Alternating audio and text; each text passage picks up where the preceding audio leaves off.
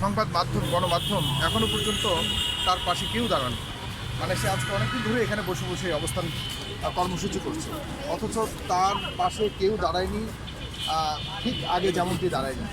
তো এখন সবাই হয়তো ভালো সময় এসছে, সবাই নিজ নিজ কাজে ব্যস্ত। আমি মনে করি যে কেউ না কেউ তো শুরু করতে হবে, তাই আমি এসেছি। আমার জায়গা থেকে সুযোগ ছিল বলে আমি এসেছি তার পাশে। আপনারা যারা দূরে আছেন, আপনাদের জায়গা থেকে তার পাশে দাঁড়ানোর জন্য আপনারা নিজ জায়গা থেকে চেষ্টা করে যাবেন। আর সরকার যদি চায়, পুলিশ ডিপার্টমেন্ট যদি চায়, এটি খুব বড় বিষয় নয়, কারণ তার বিরুদ্ধে যে আনিত অভিযোগগুলি ছিল এগুলি সম্পূর্ণ মিথ্যা প্রমাণিত হয়েছে। এগুলি আমার সব কাগজপত্র সে এতক্ষণ দেখিয়েছে। সুতরাং এখনও যদি তার চাকরি না দেওয়া হয়, এটি ইচ্ছাকৃতভাবে তার উপরে জুলুম করা ছাড়া আর কিছুই মনে হচ্ছে না। আপনারা দয়া করে বিষয়গুলিকে সরকারের দৃষ্টি আকর্ষণের জন্য যাদের জায়গা থেকে চেষ্টা করুন। ধন্যবাদ সবাই। সাগর ভাই, একটু প্রশ্ন হচ্ছে যে আপনার কাছে কি মনে হয় যে কেন হচ্ছে না, কোথায় বাধা? আমার কাছে যেটা মনে হয়, বর্তমান সরকারের যারা সিদ্ধান্ত নেয়ার এই বিষয়টিকে যারা ব্যবস্থা নেবে, তাদের কাছে দৃষ্টি আকর্ষণ করবার যে চেষ্টা, সেটি সঠিকভাবে করা হচ্ছে না। আমার কাছে মনে হয় সে পুরোনো পথে তিনি হাঁটছেন। সঠিক জায়গায় যদি আবেদন করা হয়, সঠিক মানুষের কাছে যদি আবেদন করা হয়, অবশ্যই তার বিষয়টিকে দেখবে বলে আমি মনে করি। আমি আমার ব্যক্তিগত জায়গা থেকে আজকে থেকে চেষ্টা শুরু করব, খুব দ্রুত তার বিষয়ে পুলিশ কর্তৃপক্ষ ব্যবস্থা নেবে বলে আমি বিশ্বাস করি। সাগর ভাই, তার পাশে তো আসলে কাউকে আমরা দেখি না, শুধু তাকেই দেখি।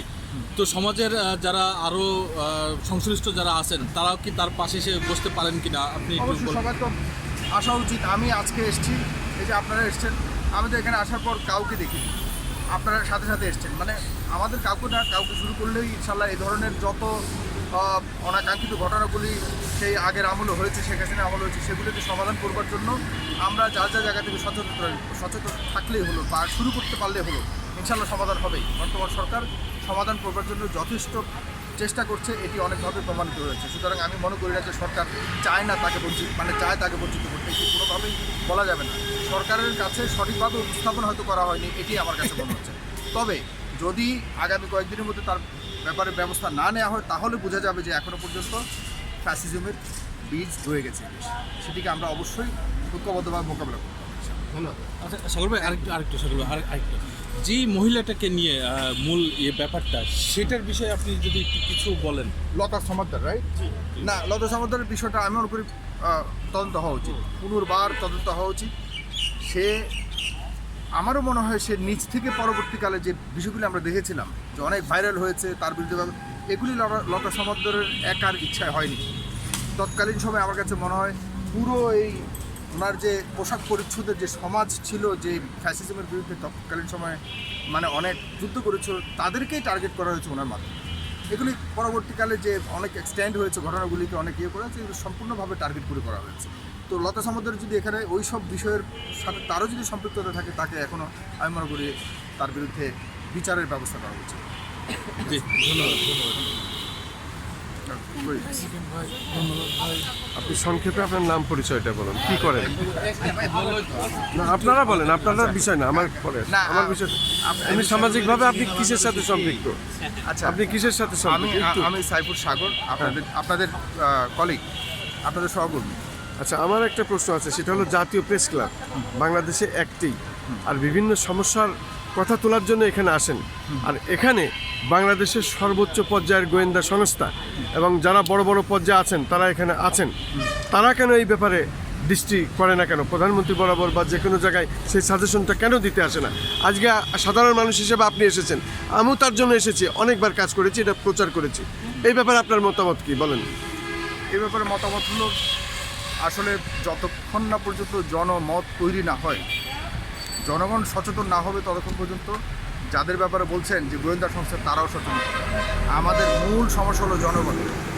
জনগণকে যদি, তিনি এখানে বসছেন জনসচেতনতা তৈরি করবার জন্য, আর এই দিক দিয়ে জনগণ যাচ্ছে আসছে, কোনো জনগণের কোনো দৃষ্টির দিকে পড়েছে বলে মনে করেন? আজকে যদি কোনো জনগণ এসে বলতো, ভাই আপনার কেন আপনি বসছেন আপনার সন্তানকে নিয়ে, তাহলে কর্তৃপক্ষের দৃষ্টি আকর্ষিত। কর্তৃপক্ষ ধরে ধরে ধরে ধরে তাদের ওটা চাকুরি, তাদের কাছে বলতে হবে যে ভাই আমার এই একটা সমস্যা হয়েছে, আপনি আসুন। যদি তাদের তখন অবহেলা দেখেন, তখন তাদেরকে আমরা বলতে পারি যে ভাই আপনি কেন অবহেলা করেন, ঠিক আছে? তো সুতরাং আমরা জনগণ এই দেশে যে সচেতন হলে মানে অসম্ভবকে সম্ভব করা সম্ভব, সেটি আমরা গত সরকারের আমলে দেখেছি।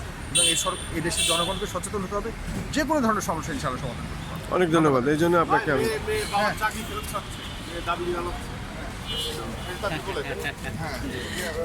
বলেন বলেন বলেন মামনি, আপনার নাম বলেন, আপনার নাম বলেন আগে। এই ভাই ফোকাস কর, এই ভাই দেখি এই ক্যামেরাটা একটু আগে সব রেডি হলো দাঁড়ান।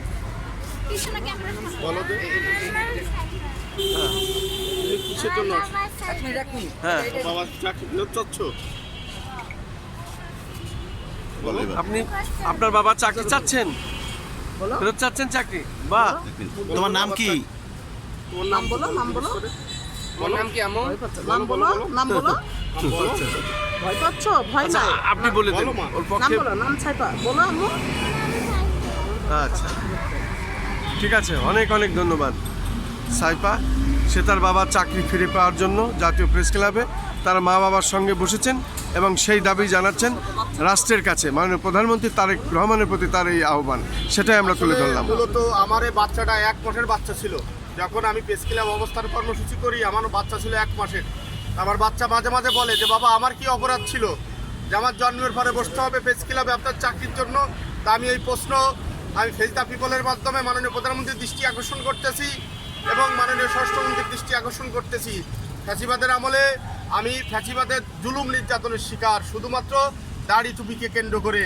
এবং আমি এও বলেছিলাম যে মাননীয় আজকের প্রধানমন্ত্রী জনাব তারেক রহমানের বক্তব্য প্রচারে কেন বাধা, এর জন্য আমাকে প্রেস ক্লাব থেকে অপহরণ করার চেষ্টা করেছিল, মানে গুম করার চেষ্টা করা হচ্ছিল।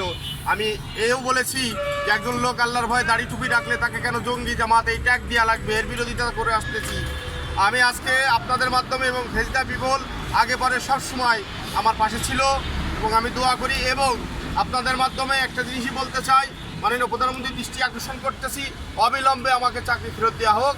আমি মানবতার জীবনযাপন করতেছি এবং যে তদন্ত মানে যে মামলাটা করেছিলাম 5 তারিখের পরে, সে মামলার কেন তদন্ত রিপোর্ট দিচ্ছে না, আমি আপনাদের মাধ্যমে মাননীয় প্রধানমন্ত্রীর দৃষ্টি আকর্ষণ করব, স্বরাষ্ট্রমন্ত্রীর দৃষ্টি আকর্ষণ করব। আমি আসলে মানবতার জীবনযাপন করতেছি এবং শুধু আমাকে না, গোটা পুলিশ বাহিনীর বহির্বিশ্বে ভাবমূর্তি নষ্ট করেছে। বারবার লতা সমদ্দার এবং মিডিয়াতে বলার চেষ্টা করেছে যে একজন পুলিশ সদস্য টিপকরণে কটূক্তি করেছে এবং লতা সমদ্দার বলেছে যে তার দিকে নাকি আমি লোলুপ দৃষ্টিতে তাকিয়েছি এবং হত্যা চেষ্টা করেছি।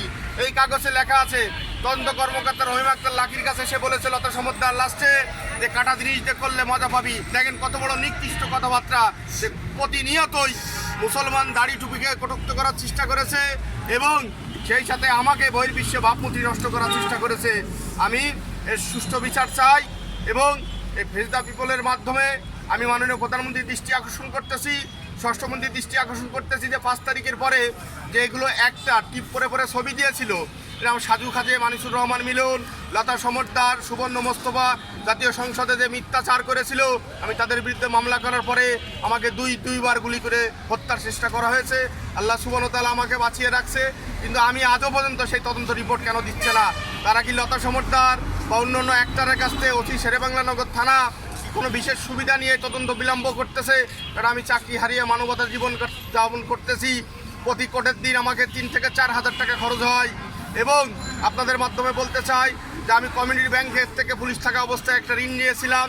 ইতিমধ্যেই আমার বিরুদ্ধে হয়তো বা মামলার প্রস্তুতি নিচ্ছে ব্যাংকে।